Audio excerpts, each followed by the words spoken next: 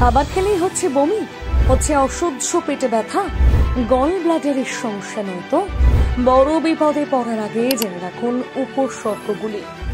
Gall bladder অর্থাৎ পিত্তথলি, লিভারের পাশে থাকা পিত্তথলি থেকে পিত্তরস নিঃসৃত হয়ে খাবার হজম করতে সাহায্য করে।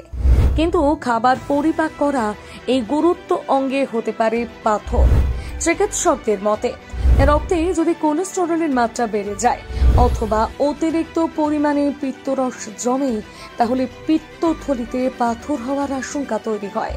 তবে কয়েকটি উপসর্গ দেখেই সাধারণ মানুষও অনায়াসেই বুঝতে পারবেন গল ব্লাডারে পাথর জমেছে কিনা। জানুন উপসর্গগুলো। 1. পেটের ওপরের দিকে যদি মাঝে মধ্যেই ব্যথা হয় তাহলে সতর্ক হওয়া উচিত। বিশেষ করে পেটের ডান দিকটা ব্যথা হয় গল ব্লাডারে স্টোন থাকার কারণে। 2. কোনো কিছু খাওয়ার পর যদি পেট ব্যথা শুরু হয় অথবা দুপুরে ভারী কিছু খাওয়ার পর বিকেলের দিকে যদি তা পেট ব্যথা শুরু হয়, তবে সেটি গল ব্লাডারে পাথর জমার কারণে হতে পারে। 3 নম্বর, যদি বড় শ্বাস নেওয়ার পর পেট ব্যথা শুরু হয় তবে সেটি গল ব্লাডারে স্টোন থাকার লক্ষণ হতে পারে, তাহলে চিকিৎসকের পরামর্শ নেওয়া উচিত। 4 নম্বর, কখনো কোনো কারণ ছাড়া বা হঠাৎ যদি পেট ব্যথা শুরু হয় তাহলেও গল ব্লাডার স্টোনের কারণে এমনটা হতে পারে।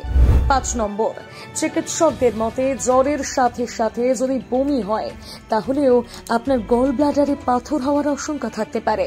6 নম্বর, অতিরিক্ত তৈলাক্ত জাতীয় খাবার অভ্যাস থাকলেও এই ধরনের খাবার পরই যদি নিয়মিত পেটে ব্যথা শুরু হয় তাহলে অবশ্যই সতর্ক হন। চিকিৎসকদের মতে 40 বছর পেরিয়ে গেলে গল ব্লাডারে পাথর হওয়ার সম্ভাবনা থাকে। খুবই কম সময়ের মধ্যে যদি ওজন হ্রাস বৃদ্ধি হয় তাহলেও সাবধান। এই ধরনের কোনো উপসর্গ দেখা দিলে সংশ্লিষ্ট চিকিৎসকের সাথে পরামর্শ নিন।